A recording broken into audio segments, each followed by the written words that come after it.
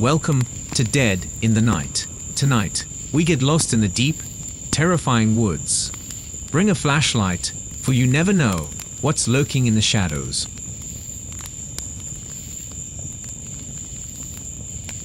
In the mid-80s, I was a college student in the Mountain West. I was not a recreation major, but I made a point of scheduling an outdoor education class every other semester. The classes were a great diversion, and usually resulted in an easy A to pad the grade point average. Consequently, I had squeezed in recreation credits for kayaking, windsurfing, scuba diving, and primitive archery over my college years. I thoroughly enjoyed all of those classes, and I honestly believe they made me a better student overall. In addition, it was always refreshing to step out of the academic grind for a few hours. During one winter semester, I enrolled in a wilderness survival course. The class met once per week and culminated in a practical final exam. The last was a 3-day outing in which the students used the course material while camping and hiking through a section of southeast Utah. The class was about 60 students and about a dozen staff, so we took 2 buses to the drop-off area. The site was hours from our campus, far out on the desert amid the junipers, sagebrush, and creosote bushes. It looked like rangerland to me, and there was ample evidence of stock trails and cowpeas. As we deboarded the buses, the director rallied everyone into a group and gave us our final field instructions. He made a big deal about the experience being a realistic survival experience. To that end, we would have limited food, limited water, and limited equipment. Our success in the venture, and our course grade, would depend on how well we utilized our classroom training in meeting our survival needs. Every student had been told to bring the following: a pocket knife, a rolled wool blanket, 6 feet of cord, a coat, a hat, underwear, 1 shirt, 1 pair of pants, and 1 pair of socks. It wasn't so much a specific survival simulation, as it was just an exercise in making the most of minimal gear one might face in whatever unknown emergency. Following our short meeting, the director and the staff did a contraband search, going so far as to search everyone's bedroll, and even their pants pockets. This all seemed ridiculous and a bit insulting to me. Why would any adult sign up for a wilderness survival experience only sabotage their education by sneaking in matches or snacks? Yet they did. I had to laugh at the number of cigarette lighters that were uncovered. There was also a smattering of gloves and extra socks. But of course, in addition, there are plenty of illicit snacks. One guy even attempted to smuggle a jumbo-sized bag of potato chips. It made an embarrassing crunch when a staffer squeezed his bedroll. After all these years, the memory of the contraband search still astonishes me. We started the trip with a 2-hour hike into the desert. I suppose we were probably about 5 miles from any paved road. Apart from the noises of the group, the only sound was the wind and the occasional bird call. It was arid and scrubby, but still very peaceful and beautiful. The plants were primarily dormant in the winter, but had plenty of life in the desert. Our first camp was in a broad, shallow valley down among a grove of cedars. It had been used before and was a bit of a sacrifice area. Several trees were missing strips of outer bark, and much of the deadfall firewood had already been gathered up from the desert floor. Still, it looked at least as good as any campsite you might see in Yellowstone or Yosemite. A dirt road had allowed the staff to drive a 4-wheel drive support vehicle right into the camp. Our first task was to execute a shelter and bed for the night. In addition, we were required to produce 2 feet of natural fiber cordage and start 1 fire for every team of 4 people. The results were widely mixed. Some teams completed their tasks quickly, while others struggled and even failed. More than one group could not get a fire and ultimately rely on staff help. One team set their camp in the bottom of the arroyo, in the apparent path of past flash floods. Several individuals could not make usable cordage, despite practicing that skill in one of the prior classroom sessions. The staff was kept busy checking off tasks and providing advice and help as needed. Not to brag, but wilderness survival was nothing new to me. I'd always been an outdoors kid and had probably logged around 400 days of outdoor living at that point in my life. However, due to an odd number of students in the group, I was paired with just one other student who was also very capable in the course material. We just coasted through the afternoon and enjoyed the equivalent of a nice camp out. We found a great natural shelter, had a friction fire burning within minutes, and made about 30 feet of excellent cordage of 2 different kinds. There was no dinner that night, and the water was rationed in coffee cans for each group. I'm sure the poor guy was missing his potato chips by then. My partner and I were punished for our competence by tending the safety fire. This meant we were to maintain a fire throughout the night, which could warm up any freezing campers if they got too cold in the night. It was a lot of extra work gathering wood, and it meant we would have to wake several times in the night to tend the coals. Oh well, it was good practice, and it was kind of flattering to be trusted with a staff job. The night was bitter cold, and the wind rose to about 20 miles an hour. Without a flashlight, it was impossible to see any surrounding campers. We felt obligated to keep at least a small open flame so anyone in distress could find the safety fire in the dark. Fortunately, the cow dung made durable coals, and we also managed to find a large stump that burned for several hours. We could see the other students huddling together in their thin blankets in the early morning. Most of them had figured out the benefit of shared body heat. Who knows, maybe a few lasting romances were formed that night. Staff gathered by the safety fire with several large bird cages. They demonstrated how to field dress a chicken without using a knife, and then each group of 4 got a large, live bird. The rationale was that a chicken is much like many ground birds found in nature: turkey, grouse, sage hen, pheasant, etc. It wasn't long before everyone had a pot of boiling birds. Hunger made most of the campers less squeamish about dispatching a living creature. And to be honest, it was all handled respectfully and relatively humanely. Not a drop of broth was wasted, and every liver, gizzard, heart, and even unlaid egg was eaten. After eating, we had another day of hiking. The hike was interspersed with brief testing sessions, in which students were tested on direction finding, water purification, natural containers, etc. We had some great presentations by the staff too. I used several breaks to work on some cedar bark sandals I was making. The camp was on a similar site that night. The difference is the presence of a windmill and a stock watering tank. We had been pretty dry most of the day, and the mossy water was very welcome. More competent campers braved the cold to take spit baths to wash away the dirt and sweat from the long day. That night, the entire group shared sheep as a whole carcass. The staff provided stone blades for several students to cut the tendons and meat. Along with coal-roasted potatoes, everyone ate okay again that night.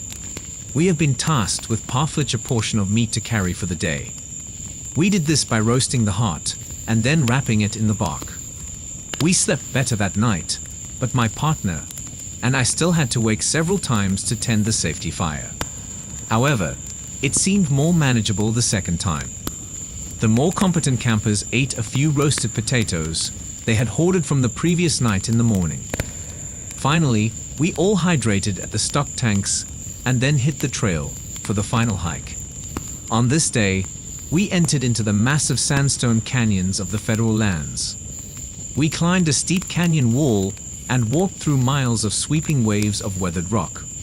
The lower gullies were scattered with moqui marbles, strange, tiny, perfect spheres of iron oxide formed deep in the sedimentary layers. They are sometimes called shaman stones. At midday, we stopped at a point where water ran through a clear stream. We all drank and then gathered for the last meeting. The director informed us that the final leg of the hike was a 5-mile run. He described that the path was unmistakable, an unforked dirt road that would take us to the pickup site. The director made it clear that running was not mandatory, but did say that anyone taking much longer than an hour would see it reflected in their grade. And as with any group of young adults, feats of comparative toughness always fuel competition. I knew I wasn't the fastest, but I would certainly make the time limit. So, I decided to cover the distance in my now completed cedar sandals. They were scratchy and rough, and the Dogbane halters were narrow and abrasive. But if I wore them with my socks, they were pretty comfortable. It was a great feeling of accomplishment to cover the 5 miles with my homemade footwear. Here's where the story gets weird. We found we were a few hours ahead of the buses upon arriving at the pickup site. We had 2 hours to kill. The weather was cool and acceptable, and the sun was bright. Several of the guys settled in for naps. A few others hiked up the road to see the view. I crossed a rickety footbridge and walked along the stream bed.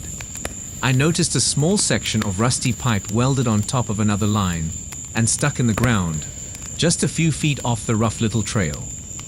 The tube was welded at an odd angle and kind of looked like a telescope pointed to the sky. On a whim, I ducked down and peeked through the pipe. I almost missed it. Indeed, the pipe was a sighting device aimed at the nearby canyon wall. Even with the pipe, I barely could notice the ancient stone granary perched under an overhang about 60 feet up the rock wall. The perfectly matched stones were mortared into a large hollow cylinder, which served as grain storage for the indigenous inhabitants hundreds of years earlier. At a glance, it was invisible. I could have walked by it 1,000 times and never seen it. However, this ancient form of Cuban engineering was a perfect fit for its surroundings. I had known that Native Americans had stored grain and seeds in this manner, but I had never seen it in person. I later read that some granaries were so dry and protected that they held sauce and grains hundreds of years later. I was impressed and humbled by this example of native construction. I wandered around and found a quiet place down by the stream bed. I found a perfect little patch of duff and lay down to relax and soak up the sun. I knew I would hear the buses when they arrived, so that I could relax about that. I was well tired from the 3-day adventure. I had just trotted 5 miles in homemade sandals. I was full of mutton potato and a hostess fruit pie, which they had given us at Trail's End. But I was feeling as good as I've ever felt. That's when time slipped. In an instant, I saw a perfect image of the little stream valley. It was no longer choked with willows and alder but was perfectly level with groomed soil. I could see row after row of bright green corn stalks with ears of corn. It struck me that they were mature, with fruit, but only about 5 feet tall, much shorter than modern corn. I could see the water from the creek flowing in a great little feeder ditch, distributing water to every row of corn in that paddy. The valley was level with deep soil. It became clear to me in an instant that it was the flooded plain left by an ancient beaver dam, filled with silt and leveled by centuries of standing water and centuries of successive beaver dams. Down the little valley, I saw more paddies beyond. Most with corn, but another with vines of some sort. All with feeder ditches, most of them empty. All the trenches had been worked by a skilled irrigator, some ancient farmer who loved that little piece of land. I can't explain how clear it was. I can't explain how it didn't require me to think or imagine. It just was instantly apparent. I wondered if I was dozing, but I wasn't. I could hear other students horsing around up by the main road. I could see the sun and feel the breeze. While it was happening, I could move my head to look around. As it was happening, I already thought that it was temporary and fleeting. I tried to hang on to it, but it changed back as quickly as it had come about. I tried to estimate how long it lasted, and it seemed like maybe 15 seconds. I was left with a strange mix of satisfaction and longing when it was over. It was miraculous and amazing to witness, but I wanted to look longer. I was left feeling deeply touched and humbled. Since that day so many years ago, I have often wondered if it was just a dream, but I remain confident that it wasn't. Sure, I was tired. Maybe I was a bit sleep-deprived or undernourished, but it seems more plausible that I was effaced in my ego. I was profoundly calm and at peace. My mind was extraordinarily open. I somehow got beyond my present dimension. Oxide formed, I had never read or heard much of anything about Cuban culture to the best of my knowledge. I am confident I was not processing some previous memory. I think it's safe to say that I had a general disinterest and disrespect for indigenous culture. I was a product of the 60s and 70s, after all. Since then, I have made a point to find out more about the early Americans. I'm always gratified that my impressions of that day seem to mesh perfectly with the actual anthropological data. At this point, I accept that I might never understand this experience, but I'm glad I experienced it. That moment remains an indescribable treasure to me. This story I'm about to tell, only a few people close to me have ever heard. However, I never actually explained in detail what happened that night to absolutely anyone. For this story specifically, it is necessary to explain the general area. I live in about this event. I live next to Yellowstone National Park, drawing millions of tourists each year. Part of the reason I'm writing this is merely a warning to people who decide to visit during the summer months. Last year, in the summer of 2020, some of my buddies decided to have a night out and do some camping out near a spot we have been to multiple times in the past. After all, this was right after things started to become normal again and lockdowns were lifted. I decided to head up to the camp spot early to ensure my gear was still set up earlier that day. I did this to preserve the site as it's first come, first serve. Therefore, with everything in hand, I left my house right before sunset. We were all supposed to meet up within the hour, so I didn't have any concerns about being by myself. I then began my 30-minute drive up to the location. When I finally arrived, I immediately noticed my tent and everything inside was gone. For some context, I staked the tent down in multiple areas to ensure it stayed for the period I was gone. Inside was my sleeping bag and a few other miscellaneous items I left to keep it weighted down. However, everything, literally everything, disappeared as if it was never there. I looked around, and even the stakes and rocks I placed on the outside were missing. I immediately knew something was wrong, because I did not see any campers on the way up. Also, keep in mind, I do not have cell service, as it's a couple of miles back into the wilderness. I then decided to drive back down from where I came to get assistance, get a hold of my friends, and let them know what happened. At least to say, I was not happy with the situation, and knew that whoever took my belongings was still in the area, as it had only been there for an hour or two. However, my friends insisted that I stay and hang out for a few hours as it took weeks of planning. So once I made sure everyone arrived, I then decided to go around the area in search of any sign of footprints or indications that maybe these people were close by. As you can guess, I wasn't able to find anything. I eventually played it off and decided to look for it in the morning and contact the Forest Service to report it missing. I also didn't want to ruin the party for everyone and decided to stay. In hindsight, this was by far one of the worst decisions I could have ever made. As the night went on, everything seemed fine, so I thought. Around 1 or 2 in the morning, most of my friends decided to call it a night. I ended up sleeping in my truck. This was perhaps one of the better decisions that I made this night, that along with always making sure to bring my bear spray and sidearm for protection from unexpected guests. I eventually fell asleep. However, it's important to note that I was still a bit on edge as only a couple of hours before all of my belongings were taken. I decided to leave my window rolled down a bit in case I heard anything creep upon us in the middle of the night. After about 2 hours of falling asleep, my worst nightmare came true. At first, I just heard something moving around outside of our camp. This was enough noise to wake me up, and I immediately froze and didn't move whatsoever. Therefore, this was partly because I knew whatever was making the noise was large, not just a raccoon or any smaller creature.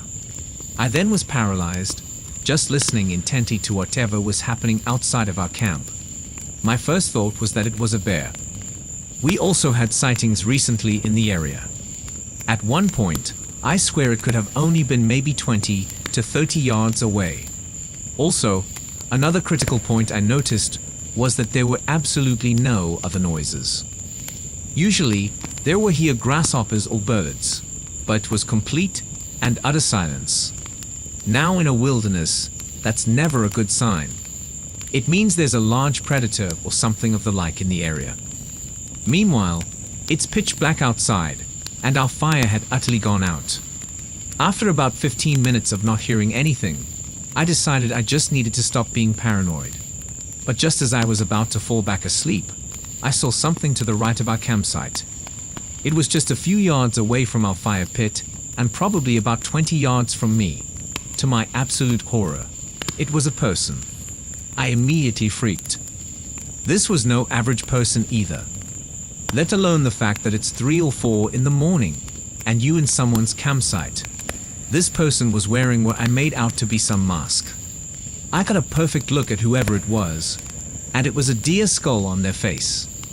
They were wearing a black robe, and that's about all I noticed. I sure didn't want to leave my truck and confront this person, so I did what I thought was best. I turned my truck on and began honking the horn until all of my friends were awake. I rolled down the window and told them we needed to get out of here immediately. After seeing what I saw, then did precisely that. Meanwhile, this person hasn't moved, mind you. Just as I thought it was terrible, the situation got even worse. More of these figures began appearing in front of us through the trees, wearing the same outfits as mentioned earlier, but with multiple different masks. I immediately put my truck into reverse and began speeding away. They began walking closer and closer, but luckily, I could drive out of the spot in time. As I began to speed down the road out of there, 3 more of these figures appeared out from the side of my truck. This time with a dog and way more aggressive than the previous ones I saw. They began throwing rocks at my car and chasing after me. At one point, they were right next to my passenger window until I accelerated even more and eventually lost them. As I looked back in my mirror, I saw only one figure left, just simply peeking and staring at me behind a tree. This image is forever seared into my head. From this night on, I refuse ever to go back up there. I've never ever spoken of this to anyone.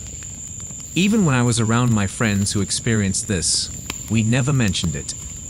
It's been over a year now since this happened, and well, all I can say is that I believe these people were in some cult. I heard other stories about similar events happening and even cattle completely disappearing. It's fierce, and you wouldn't think that such a beautiful national park that attracts so many people year-round would have such dark and disturbing secrets. So my advice to anyone that decides to travel to these mysterious and preserved parks of intrinsic beauty would always be to bring protection of some kind. Likewise, make sure you let others know about your plans and never go alone. There are hundreds of missing person reports across the national parks inside the United States, and I could have very well been one of them if I had stayed just a few minutes longer. Nature has a way of attracting very different types of people. Some want to explore and push themselves to their limits. Meanwhile, some don't want to be seen and lurk in the darkness of night. A former Green Beret once told me the key to survival was always being aware of your surroundings and listening to your instincts. If a particular situation doesn't feel right, chances are it's not. Stay safe, everyone.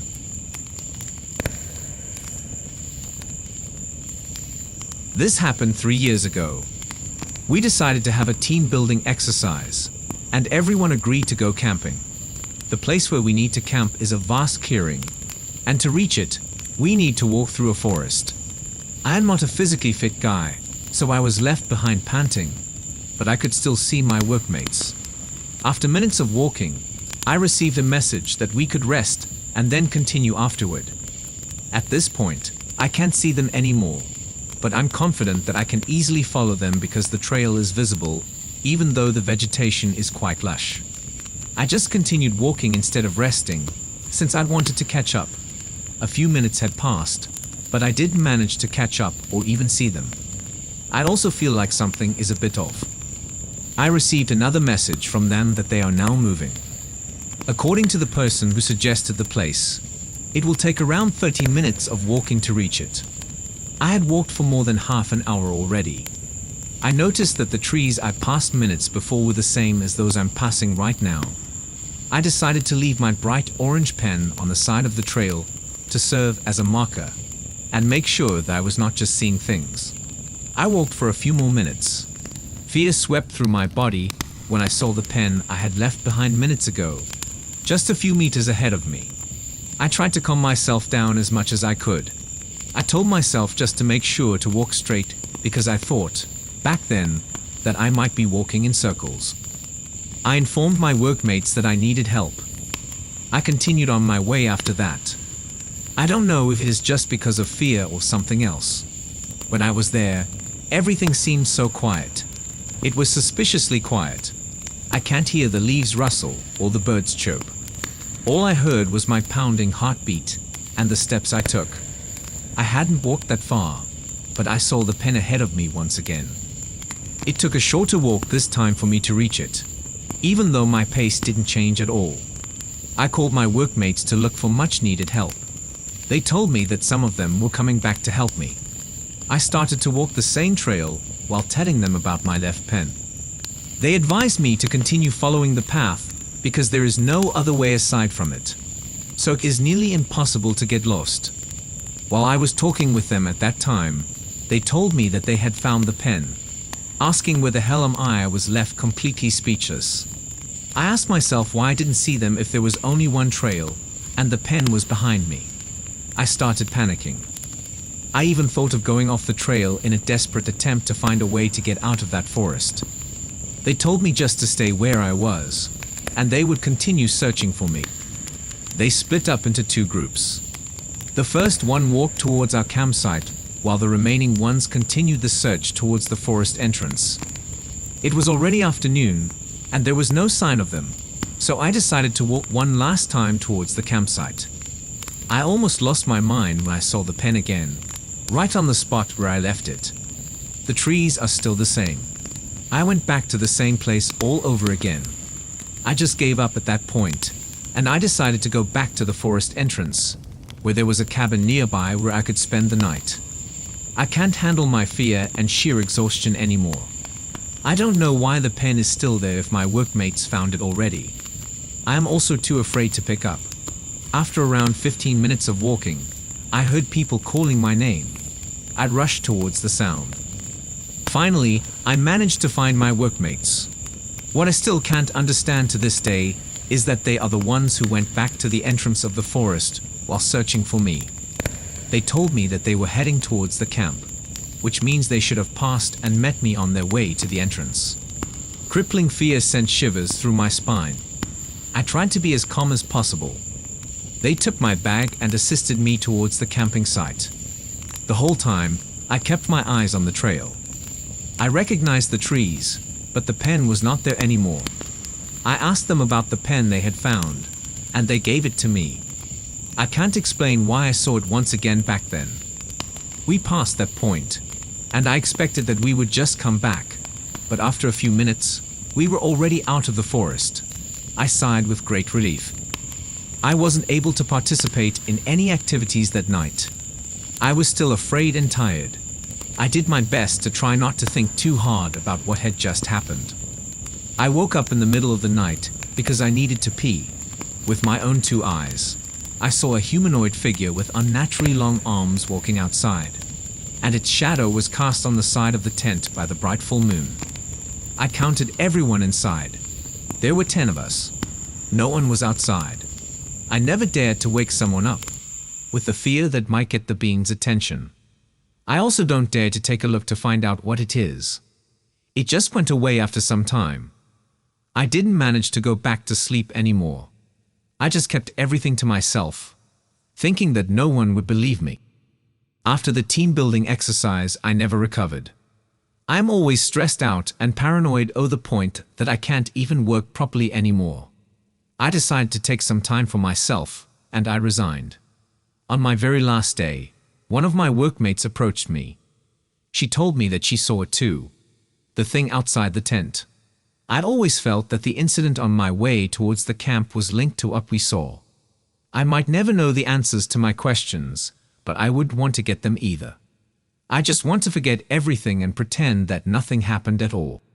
If you enjoyed the stories and my narration, be sure to hit that subscribe button. It helps the channel out a ton. Also, don't forget to like, comment, and keep your eyes out for unadulterated horror narrated by yours truly. Stay scared, everyone.